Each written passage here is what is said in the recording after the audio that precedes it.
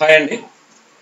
ఈ వీడియోలో మనం ఇప్పుడు 2017 ఏప్రిల్ నెలకు సంబంధించిన అంతర్జాతీయ అంశాలకు సంబంధించిన సమాచారం చూడబోతున్నాం.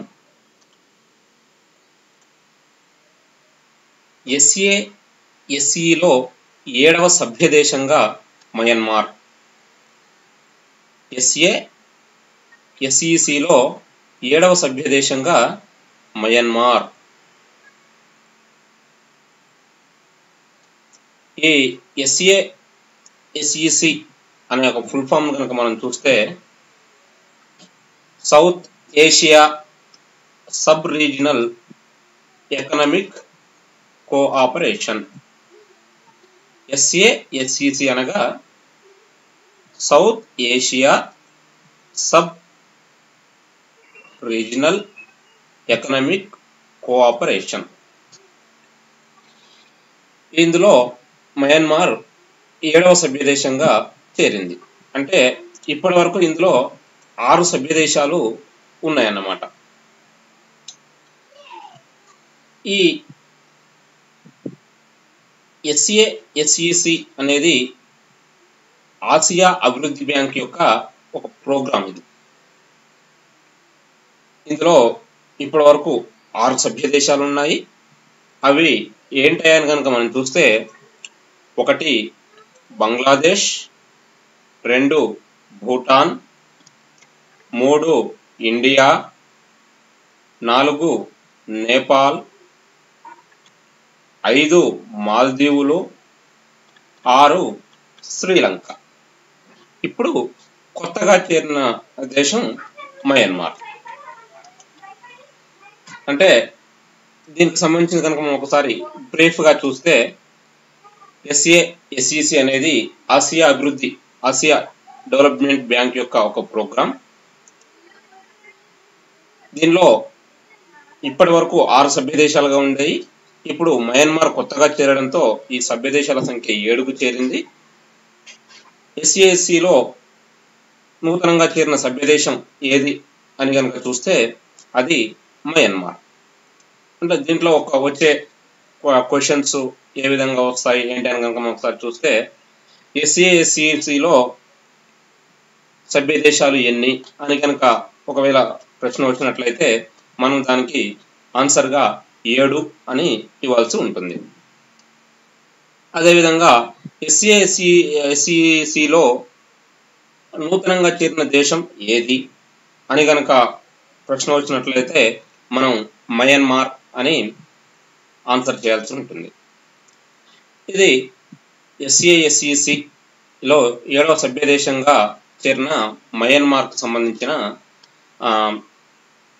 సమాచారం. ఈ SASEC లోగోను కనుక మనం ఒకసారి గమనించినట్లయితే ఇవ్వండి, ఇది చూడండి. ఇక్కడ ఇది SASEC యొక్క logo. South Asia sub regional economic cooperation. ఇది SASECకి సంబంధించిన సమాచారం. తర్వాత అంశానికి వచ్చేసినట్లయితే సిరియాపై అమెరికా క్షిపణి దాడి. సిరియాపై అమెరికా క్షిపణి దాడి. సిరియాపై అమెరికా క్షిపణి దాడి. మధ్య సిరియాలోని షాయిరత్ వైమానిక స్థావరంపై 2017 ఏప్రిల్ 7న అమెరికా క్షిపణులతో దాడి చేసింది. సిరియాలోని ఖాన్ షేఖున్లో జరిగిన రసాయన దాడికి ఈ ఎయిర్ బేస్ నుంచే కార్యాచరణ జరిగిందనే సమాచారంతో 59 తొమాహక్ క్రూయిజ్ క్షిపణులతో మెరుపు దాడి చేసింది. సిరియాలో ఐసిస్ ఉగ్రవాదులపై 6 సంవత్సరాలుగా అమెరికా, రష్యా వేర్వేరు సంకీర్ణాలుగా పోరాటం చేస్తున్నాయి. ఇది సిరియాపై అమెరికా క్షిపణి దాడికి సంబంధించిన సమాచారం. దీనిలో కనుక మనం ఒక క్వశ్చన్ ఏ విధంగా వస్తుంది అనేది ఒకసారి మనం గమనిస్తే ఇటీవల సిరియాలోని ఏ వైమానిక స్థావరంపై అమెరికా క్షిపణి దాడి చేసింది అనే ప్రశ్న కనుక వచ్చినట్లయితే మనం దాన్ని షాయిరత్ వైమానిక స్థావరం అని ఆన్సర్ చేయాల్సి ఉంటుంది. షాయిరత్ వైమానిక స్థావరంపై అమెరికా క్షిపణి దాడి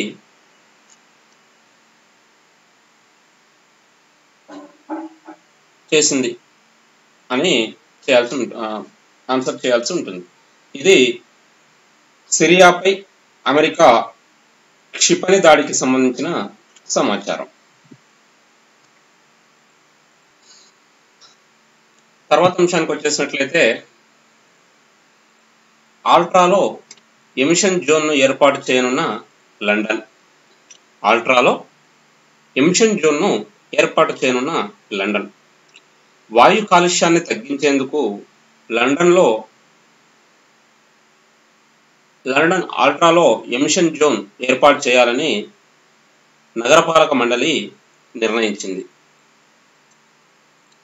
2019 ఏప్రిల్ 8 నుంచి ఇది అమల్లోకి వస్తుందని నగర మేయర్ సాదిక్ ఖాన్ 2017 ఏప్రిల్ 4న వెల్లడించారు. ఈ నిబంధనల ప్రకారం ఎక్కువ కాలుష్యాన్ని విడుదల చేసే కార్లు, వ్యాన్లు, ద్విచక్ర వాహనాలు ఎమిషన్ జోన్ పరిధిలోని సెంట్రల్ లండన్లోకి ప్రవేశించాలంటే 12.50 పౌండ్లు చెల్లించాలి. బస్సులు, ఇతర భారీ వాహనాలైతే 100 పౌండ్లు చెల్లించాలి. ఈ నిబంధనలు అమల్లోకి వస్తే ప్రపంచంలో ఈ తరహా విధానాన్ని అమలు చేసిన మొదటి నగరంగా లండన్ గుర్తింపు పొందనుంది. ఇది లండన్లో ఏర్పాటు చేయనున్న ఎమిషన్ జోన్కు సంబంధించిన సమాచారం. ఈ ఎమిషన్ జోన్ అంటే ఏదైనా కనుక మనం చూస్తే అతి తక్కువ ఉద్గారాల పరిధిని ఎమిషన్ జోన్ అంటారు. అతి తక్కువ ఉద్గారాల పరిధిని అల్ట్రా లో ఎమిషన్ జోన్ అంటే అతి తక్కువ ఉద్గారాల పరిధి. అంటే లండన్లో ఈ అల్ట్రా లో ఎమిషన్ జోన్ను ఏర్పాటు చేయనున్నారు. ఇది 2019 ఏప్రిల్ 8 నుంచి అమల్లోకి రానుంది. ఈ యొక్క ఎమిషన్ జోన్లోకి ప్రవేశించాలంటే కార్లు, వ్యాన్లు, బైకులు ప్రవేశించాలంటే 12.50 పౌండ్లు చెల్లించాల్సి ఉంటుంది. అదే భారీ వాహనాలు అయితే మాత్రం బస్సులు, లారీలు వంటి ఇతర భారీ వాహనాలు అయితే మాత్రం 100 పౌండ్లు చెల్లించాలి. ఈ అల్ట్రా లో ఎమిషన్ జోన్ కనుక లండన్లో అమల్లోకి వస్తే ఈ అల్ట్రా లో ఎమిషన్ జోన్ విధానాన్ని అమలు చేసిన ప్రపంచంలోకెల్లా అల్ట్రా లో ఎమిషన్ జోన్ ఏర్పాటు చేసిన మొదటి నగరంగా లండన్ ఒక గుర్తింపు పొందనున్నది. ఇది లండన్లో ఏర్పాటు చేయనున్న అల్ట్రా లో ఎమిషన్ జోన్కు సంబంధించిన సమాచారం. తర్వాత అంశం కంప్యూటర్ ప్రోగ్రామర్ల H1B వీసా నిబంధనలు కఠినతరం. కంప్యూటర్ ప్రోగ్రాంల H1B వీసా నిబంధనలు కఠినతరం. కంప్యూటర్ ప్రోగ్రామర్ ఉద్యోగం కోసం H1B వీసాతో వచ్చే విదేశీయుల వీసా నిబంధనలను అమెరికా ప్రభుత్వం కఠినతరం చేసింది. ఈ మేరకు వీసాల జారీకి సంబంధించి 2017 మార్చి 31న కొత్త నియమావళిని జారీ చేసింది. దీని ప్రకారం ప్రత్యేక వృత్తి నిపుణుడిగా పరిగణించేందుకు ప్రారంభ స్థాయి కంప్యూటర్ ప్రోగ్రామర్ అర్హుడు కాదని US citizen and immigration services మార్గదర్శకాల్లో పేర్కొంది. కొత్త నిబంధనల ప్రకారం ఉద్యోగం ఇచ్చిన సంస్థ ఆ ఉద్యోగం ప్రత్యేక వృత్తి నిపుణత కోవకు చెందినదని రుజువు చేయాల్సి ఉంటుంది. ఇది యుఎస్సిఐసికి మార్గదర్శకాలకు సంబంధించిన సమాచారం. యుఎస్సిఐఎస్ అనగా United nations citizen and immigration services. ఒకసారి కనుక మనం దీన్ని బ్రీఫ్గా చూస్తే ఈ అంశానికి సంబంధించి అమెరికా ప్రభుత్వం H1B వీసాల యొక్క వీసా నిబంధనలను కఠినతరం చేసింది. తెలుసు కదా, ట్రంప్ అధికారంలోకి వచ్చిన తర్వాత ఒక తమ ప్రాంతానికి చెందిన వారే అమెరికాలో ఉన్నత ఉద్యోగాల్లో ఉండాలి, మిగతా ప్రదేశాల నుంచి దేశాల నుంచి వచ్చేవారు రావడం వల్ల స్థానికులకు ఉద్యోగ భద్రత లేకుండా పోతుందనే ఉద్దేశంతో కొన్ని దేశాలపై పౌరులు తమ దేశంలోకి రావడానికి కూడా నిషేధించారు. అదేవిధంగా మరికొన్ని దేశాల నుంచి వచ్చే వాళ్ళ యొక్క H1B వీసాలకు సంబంధించిన వీసా నిబంధనలను కూడా కఠినతరం చేయడం జరిగింది. దీని ప్రకారం ఏం చేశారంటే కంప్యూటర్ ప్రోగ్రామర్, అంటే ఇప్పటి వరకు H1B వీసాతో అమెరికాకు కంప్యూటర్ ప్రోగ్రామర్గా వెళ్ళే అవకాశం ఉండేది. అయితే ఇది ఇప్పటి నుంచి US citizenship and immigration services మార్గదర్శకాల ప్రకారం కంప్యూటర్ ప్రోగ్రామరు వృత్తి నిపుణులుగా పరిగణించమని, అతనికి ఆ కంప్యూటర్ ప్రోగ్రామ్కు H1B వీసా ఇచ్చే అవకాశం లేదని, ఈ కంప్యూటర్ ప్రోగ్రామర్ అనే వ్యక్తి ప్రత్యేక వృత్తి నిపుణత కోవాకు చెందిన వాడు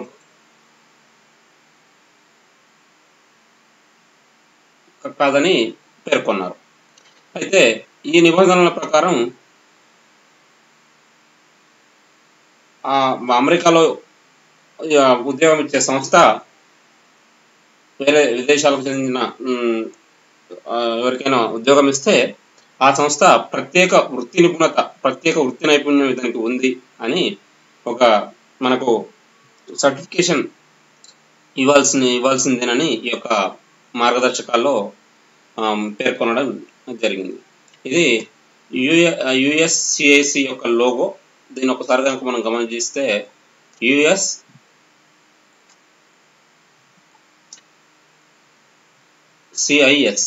యొక్క లోగోని చూస్తే US United states citizenship and immigration services.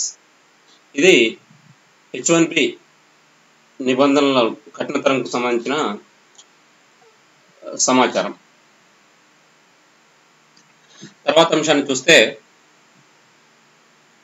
UNFPA సహాయ నిధులను వెనక్కి తీసుకున్న అమెరికా. UNFPA సహాయ నిధులను వెనక్కి తీసుకున్న అమెరికా.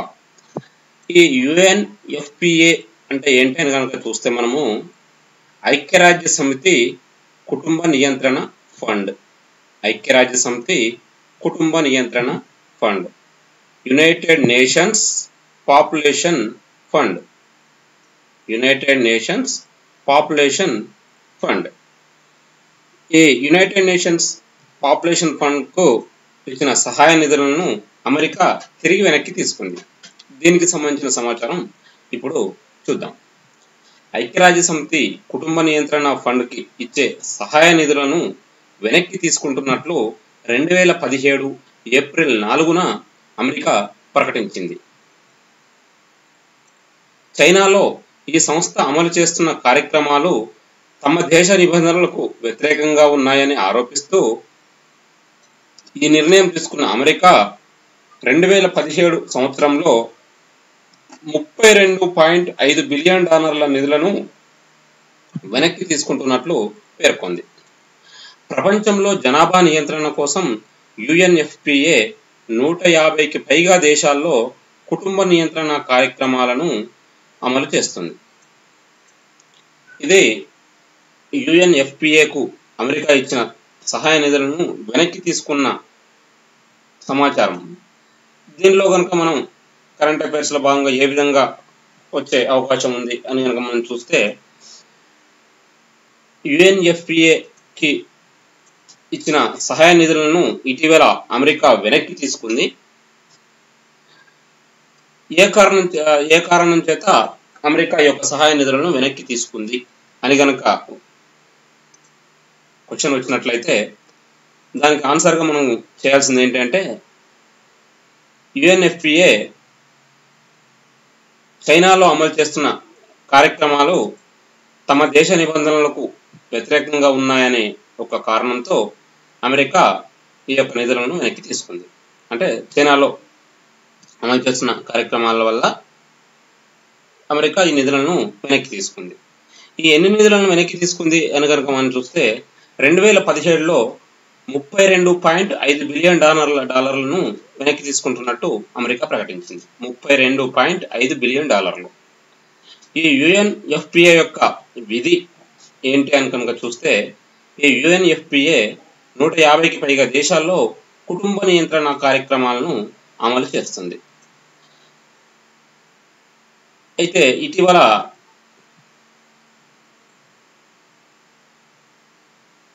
చైనాలో కూడా యుఎన్ఎఫ్పిఏ ఈ యొక్క కార్యక్రమాలు చేపట్టడంతో అమెరికా యొక్క నిధులను వెనక్కి తీసుకుంది. యుఎన్ఎఫ్పిఏ ఫుల్ ఫామ్ కనుక చూసినట్లయితే యునైటెడ్ నేషన్స్ పాపులేషన్ ఫండ్, ఐక్యరాజ్య సమితి కుటుంబ నియంత్రణ ఫండ్. ఈ యుఎన్ఎఫ్పిఏ లోగోను మనం ఒకసారి చూద్దాం. యుఎన్ఎఫ్పిఏ లోగోను కనుక మనం చూసినట్లయితే చూసారు ఇక్కడ, ఇది UNFPA logo, United nations population fund.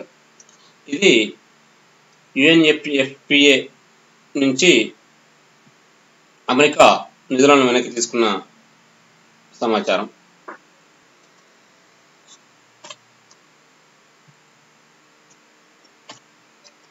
తర్వాత అంశానికి వచ్చేసినట్లయితే 457 వీసాను రద్దు చేయనున్న ఆస్ట్రేలియా. 457 వీసాను రద్దు చేయనున్న ఆస్ట్రేలియా. ఆస్ట్రేలియన్లకే తొలి ప్రాధాన్యత కల్పించి దేశంలో పెరుగుతున్న నిరుద్యోగాన్ని నియంత్రించేందుకు వర్క్ వీసా పాలసీ 457 వీసాను రద్దు చేయాలని ఆస్ట్రేలియా ప్రభుత్వం నిర్ణయించింది. ఈ మేరకు దీని స్థానంలో ఇంగ్లీష్లో మెరుగైన సామర్థ్యం, వృత్తి నైపుణ్యానికి ప్రాముఖ్యతలను ఇచ్చే కొత్త పాలసీని తీసుకురానున్నట్టు ఆస్ట్రేలియా ప్రధాని మాల్కమ్ టర్న్బుల్ వెల్లడించారు. ప్రస్తుతం ఈ వీసా ద్వారా భారతీయులు సహా 95,000 మంది విదేశీ ఉద్యోగులు ఆస్ట్రేలియాలో ఉపాధి పొందుతున్నారు. కొత్త విధానంలో ఉన్నతమైన ఇంగ్లీష్ భాషా పరిజ్ఞానం, criminal history check, labour market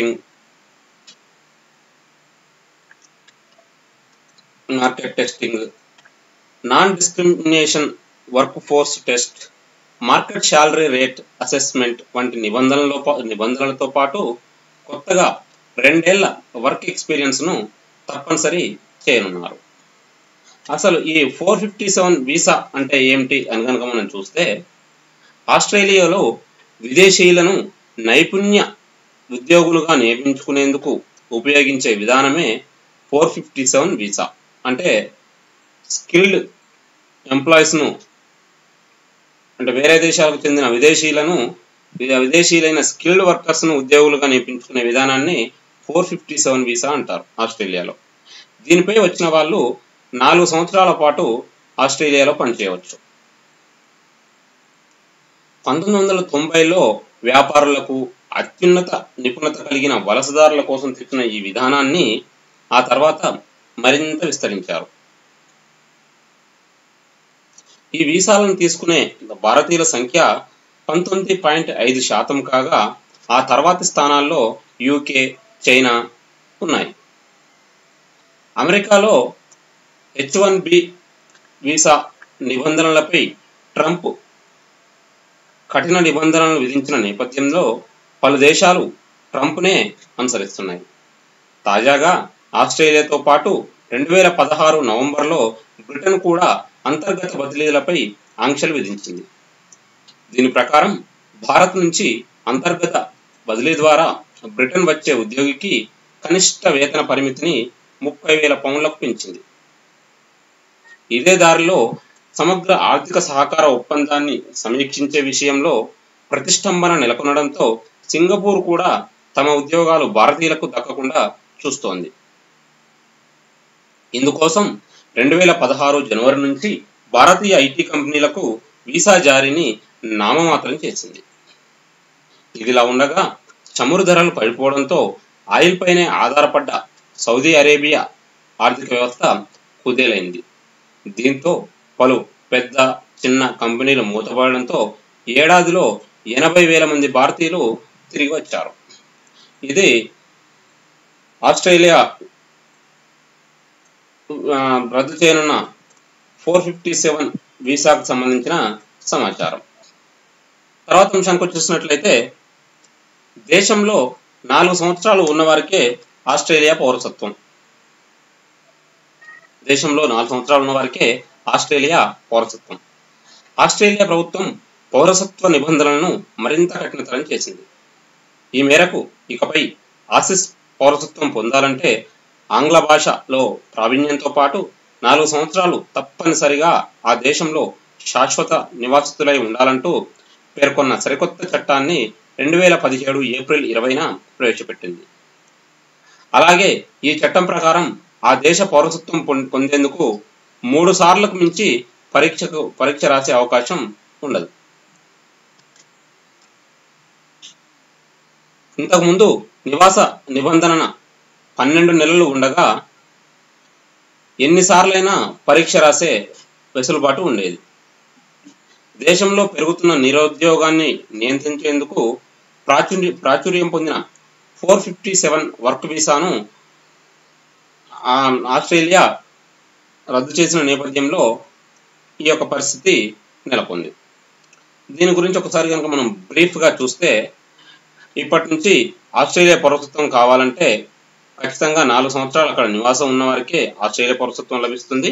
ఇప్పటి వరకు ఇది ఏ విధంగా ఉండేదంటే కేవలం 1 సంవత్సరం మాత్రమే, అంటే 12 నెలలు ఉన్నవారికి ఆస్ట్రేలియా పౌరసత్వానికి అర్హత ఉండేది. ఈ ఆస్ట్రేలియా పౌరసత్వం పొందాలంటే అక్కడ ఎగ్జామ్ రాయాల్సి ఉంటుంది. ఆ ఎగ్జామ్ ఇప్పటి వరకు ఎన్నిసార్లైనా రాసే అవకాశం ఉండేది. అంటే 12 నెలలు ఉన్న వాళ్ళు ఎన్నిసార్లైనా రాసి ఆస్ట్రేలియా పౌరసత్వం పొందే అవకాశం ఉండేది. కానీ ఇప్పుడు వచ్చిన కొత్త నిబంధనల ప్రకారం 3 సార్లకు మించి ఎగ్జామ్ రాసే అవకాశం లేదు. ఈ నిబంధనలన్నీ ఇంత కఠినతరం ఎందుకయ్యాయని చూస్తే ఆ దేశంలో పెరుగుతున్న నిరుద్యోగాన్ని నియంత్రించేందుకే ఆస్ట్రేలియా ఈ చర్యలు చేపట్టింది. ఇందులో భాగంగానే 457 వర్క్ వీసాను కూడా రద్దు చేసిన నేపథ్యంలో విదేశీయులకు ఆస్ట్రేలియాలో పౌరసత్వం పొందాలంటే నిబంధనలను కఠినతరం చేయాలనే ఒక ఉద్దేశంతో ఈ యొక్క నిబంధనలను కఠినతరం చేసింది. తర్వాత అంశానికి వచ్చేసినట్లయితే పాకిస్తాన్ ప్రధాని నవాజ్ షరీఫ్ పై దర్యాప్తునకు జిట్ ఏర్పాటు. పాకిస్తాన్ ప్రధాని నవాజ్ షరీఫ్ పై దర్యాప్తునకు జిట్ ఏర్పాటు. పనామా పత్రాల కేసులో ఆరోపణలు ఎదుర్కొంటున్న పాకిస్తాన్ ప్రధాని నవాజ్ షరీఫ్ పై దర్యాప్తు జరిపేందుకు ఆ దేశ సుప్రీంకోర్టు 2017 ఏప్రిల్ 20న జిట్ను ఏర్పాటు చేస్తూ ఆదేశాలు జారీ చేసింది. ISI, military intelligence, FIA, NAG, security, exchange commission of Pakistan సహా కీలక సంస్థలకు చెందిన అధికారులు ఇందులో ఈ జిట్లో సభ్యులుగా ఉంటారు. షరీఫ్తో పాటు ఆయన 2 కుమారులు హసన్, హుస్సేన్ కూడా జిట్ ఎదుట హాజరు కావాలని కోర్టు ఆదేశించింది. దీని కనుక ఒకసారి మనం బ్రీఫ్గా చూస్తే, ఈ పాకిస్తాన్ ప్రధాని నవాజ్ షరీఫ్ పనామా పత్రాల కేసులో ఆరోపణలు ఎదుర్కొంటున్నారు. ఈ నేపథ్యంలో అతనిపై దర్యాప్తు కోసం పాకిస్తాన్ సుప్రీంకోర్టు ఒక సంయుక్త దర్యాప్తు బృందాన్ని ఏర్పాటు చేసింది. దీన్ని జిట్ అంటారు. జిట్ ఎదుట హాజరు కావాలని నవాజ్ షరీఫ్తో పాటు ఆయన 2 కుమారులైన హసన్, హుస్సేన్లను కూడా హాజరు కావాలని కోర్టు ఆదేశించింది.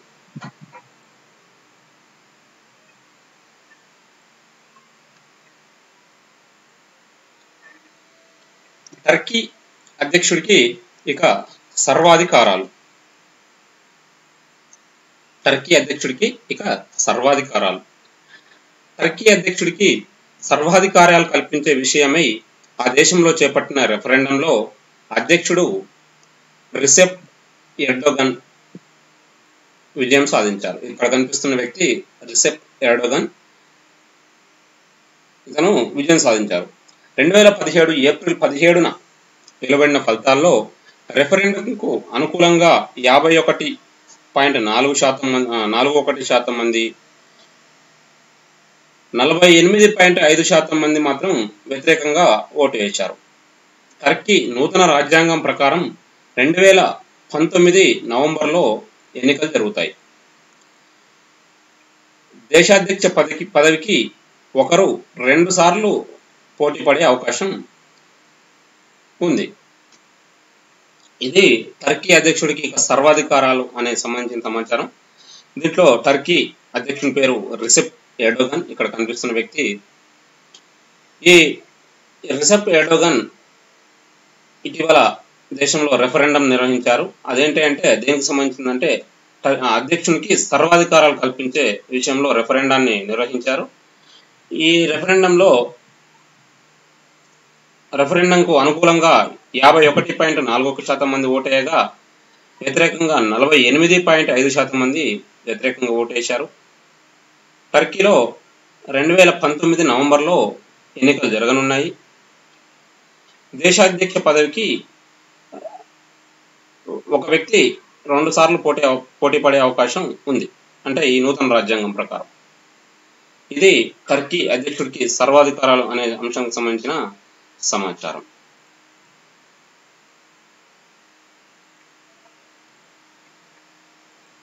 తర్వాత అంశానికి వచ్చేసినట్లయితే H1B వీసా మార్పుల ఉత్తర్వులపై ట్రంప్ సంతకం. H1B వీసా మార్పుల ఉత్తర్వుపై డొనాల్డ్ ట్రంప్ సంతకం. అమెరికా ఉత్పత్తులనే కొనండి, అమెరికన్లకే ఉద్యోగాలు ఇవ్వండి అనే నినాదంతో తయారైన వీసా నిబంధనల మార్పుల ఉత్తర్వులపై ఆ దేశ అధ్యక్షుడు డొనాల్డ్ ట్రంప్ 2017 ఏప్రిల్ 18న సంతకం చేశారు. ఈ యొక్క కొత్త నిబంధనల ప్రకారం విదేశాల నుంచి అత్యున్నత స్థాయి నిపుణులను మాత్రమే అమెరికాలోకి అనుమతిస్తారు.